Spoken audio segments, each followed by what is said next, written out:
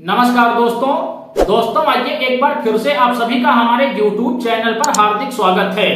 दोस्तों, इस समय उत्तर प्रदेश के अंदर विधानसभा का मानसून सत्र चल रहा है।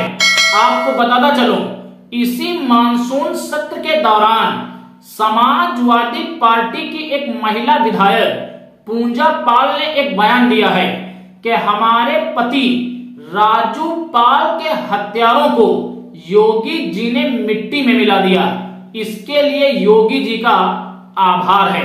आपको बताता चलूं, पूजा पाल के इतने से बयान ने यूपी की सियासत में एक हलचल पैदा कर दी है।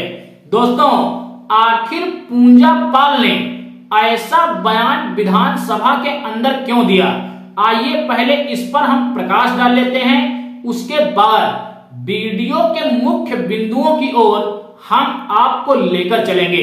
दोस्तों, उत्तर प्रदेश के अंतर्गत इलाहाबाद पड़ता है, जिसे आज के समय में प्रयागराज के नाम से जाना जाता है। इसी प्रयागराज के अंदर एक विधानसभा की सीट है, जहां पर 2004 में पूजा पाल के पति राजू पाल चुनाव लड़े थे।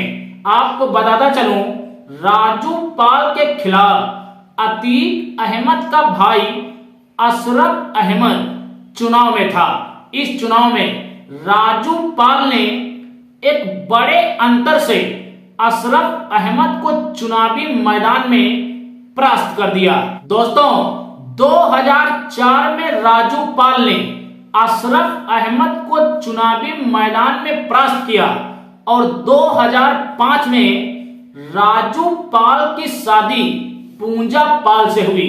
आपको बताता चलूं, मात्र शादी के 9 दिन के बाद ही अशरफ अहमद के गुंडों ने राजू पाल को गोलियों से भून दिया और मौके पर ही राजू पाल की मौत हो गई।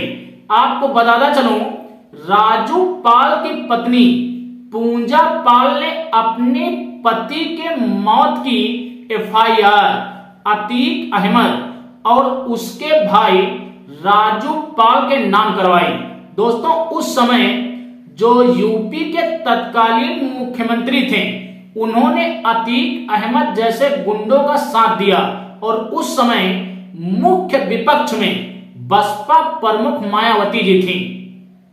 दोस्तों, आपको बताता चलूं, राजू पाल की हत्या के बाद 2005 में यूपी के अंदर उसी सीट पर फिर से उपचुनाव हुआ। इस उपचुनाव में एक बार फिर समाजवादी पार्टी ने अशरफ अहमद को टिकट दिया, तो बसपा प्रमुख मायावती जी ने पूजा पाल के घर जाकर उनको ढांढस बंधाया और अशरफ अहमद के खिलाफ पूजा पाल को अपनी पार्टी से उम्मीदवार बनाया। दोस्तों, इस उपचुनाव में अशरफ अहमद की जीत हुई, लेकिन एक वर्ष बाद फिर 2007 में यूपी विधानसभा के चुनाव हुए। दोस्तों, इस बार फिर अशरफ अहमद सपा के सिंबल पर चुनावी मैदान में थे और बसपा प्रमुख मायावती जी ने पूजा पाल के ऊपर वही पुराना दांव खेला। आपको बताता चलूं, इस बार 2007 के विधानसभा चुनाव में पूजा पाल ने अशरफ अहमद को एक कड़ी शिकस्त दी और बड़े अंतर से पूजा पाल ने इस सीट पर एक बड़ी जीत दर्ज की। दोस्तों, 2007 के बाद फिर से 2012 का विधानसभा चुनाव हुआ। दोस्तों, इस चुनाव में पूजा पाल के खिलाफ सपा के सिंबल पर अतीक अहमद चुनाव लड़ने आए, लेकिन सपा की लहर के चलते भी पूजा पाल ने अतीक अहमद को एक करारी शिकस्त दी। दोस्तों, 2012 से 2017 के कार्यकाल तक पूजा पाल बहुजन समाज पार्टी के साथ रही। 2017 का पुनः यूपी के अंदर विधानसभा का चुनाव हुआ। इस चुनाव में एक बार फिर बहुजन समाज पार्टी की मुखिया बहन मायावती जी ने पूंजा पाल को इलाहाबाद के अंदर अपना उम्मीदवार बनाया, लेकिन इस बार मोदी की लहर में बीजेपी के प्रत्याशी ने पूंजा पाल को परास्त कर दिया। दोस्तों 2017 में यूपी विधानसभा के चुनाव हुए और 2018 में बसपा प्रमुख मायावती जी को कहीं से ऐसी खबरें मिली कि पूंजा पाल पार्टी को इस्तीफा देने वाली हैं। दोस्तों शक के आधार पर बसपा प्रमुख मायावती जी ने पहले ही पूंजा पाल को अपनी पार्टी से बाहर का रास्ता दिखा दिया। दोस्तों करीब 1 वर्ष तक पूंजा पाल बिना पार्टी के ही समाज के लिए काम करती रही। अपने पति को न्याय दिलाने के लिए अतीक अहमद के खिलाफ लड़ाई लड़ती रही, लेकिन 2019 में उसी सपा के साथ चली गई जिस सपा ने उनके पति के हत्यारों को आश्रय दिया था, उन्हें संरक्षण दिया था। 2019 में जब पूंजा पाल सपा में गई तो 2022 के विधानसभा चुनाव में उसी सीट से सपा ने पूंजा पाल को अपना उम्मीदवार बनाया और पूंजा पाल एक बार फिर विधायक बनकर यूपी की विधानसभा पहुंची। लेकिन जब 2024 में राज्यसभा का चुनाव हो रहा था तो बीजेपी से प्रभावित होकर पूंजा पाल ने राज्यसभा के चुनाव में क्रॉस वोटिंग की।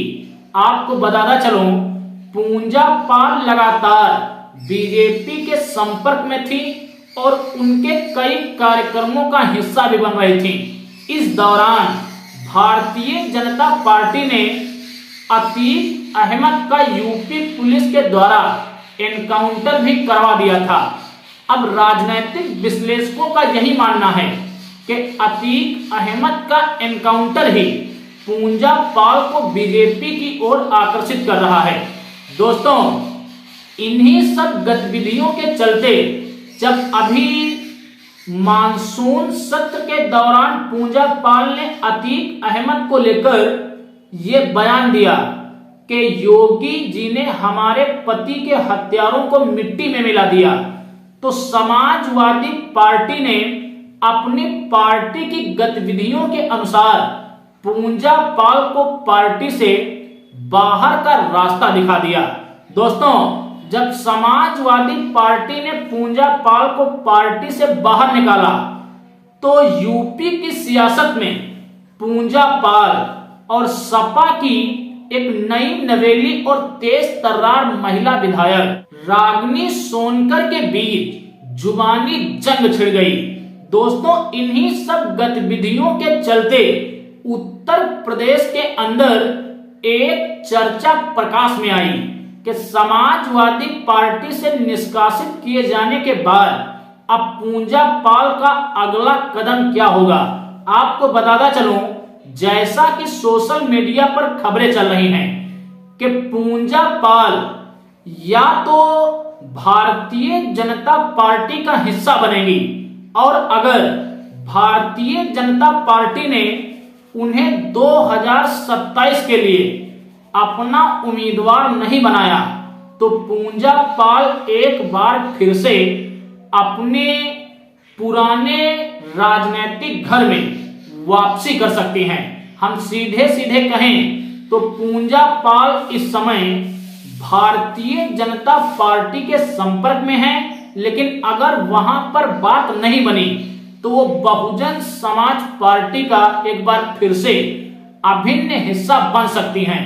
और आज बहुजन समाज पार्टी तथा पूंजा पाल के समर्थक पूंजा पाल को ये हिदायत दे रहे हैं कि उन्हें पुनः बहन जी का दामन थामना चाहिए, क्योंकि उनके संकट के समय में बहन जी ने ही उनके आंसू पोंछे थे और उनका सहारा बनी थी।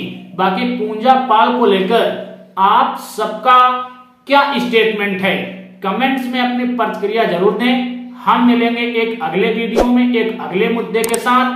तब तक के लिए आप सभी को मेरा सादर जय भीम, जय भारत, जय संविधान।